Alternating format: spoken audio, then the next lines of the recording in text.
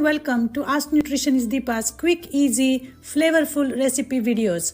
Today on the menu, I have eggplant rasa. It's a traditional curry dish that is flavorfully blends tamarind and coconut with some simple spices that are lightly roasted. It is of course weight loss friendly as it does not contain any oil and has satisfying potatoes and low-calorie eggplant.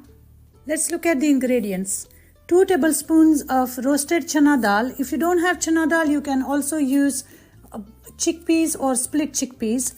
1 teaspoon of tamarind. You can substitute that with lemon juice. 1 teaspoon each of ginger garlic. 2 to 3 dry chilies.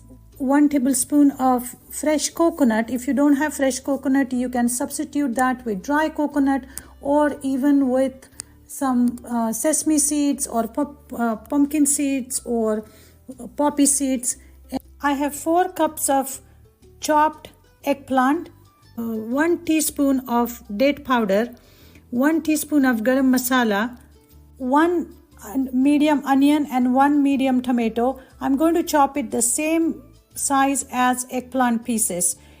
And then of course my homemade vegetable broth. Make sure you guys watch my less than a penny vegetable broth video.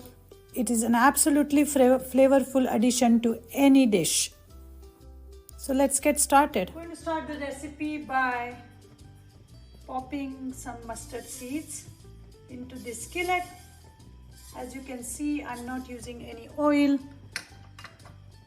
because oil is a concentrated source of energy and highly inflammatory.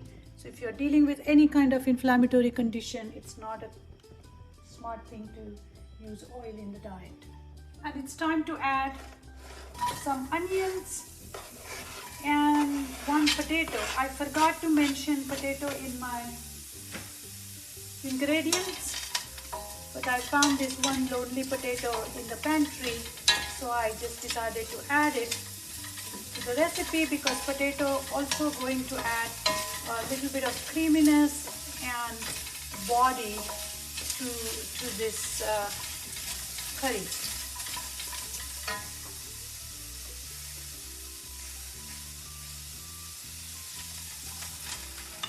Eggplants.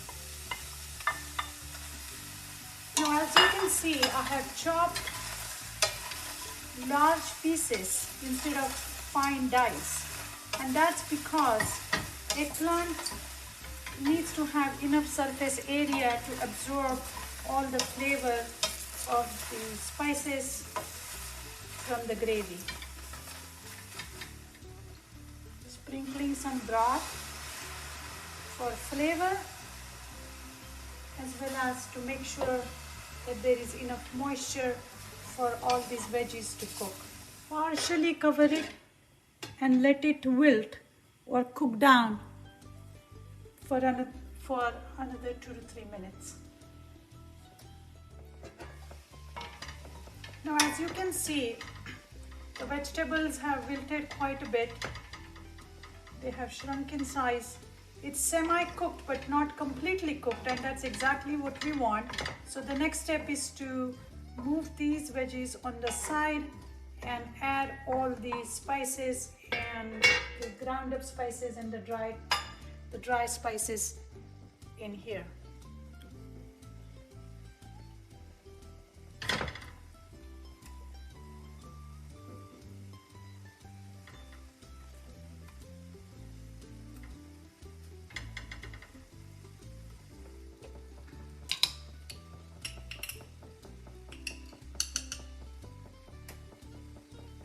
Adding some garam masala to taste and some turmeric,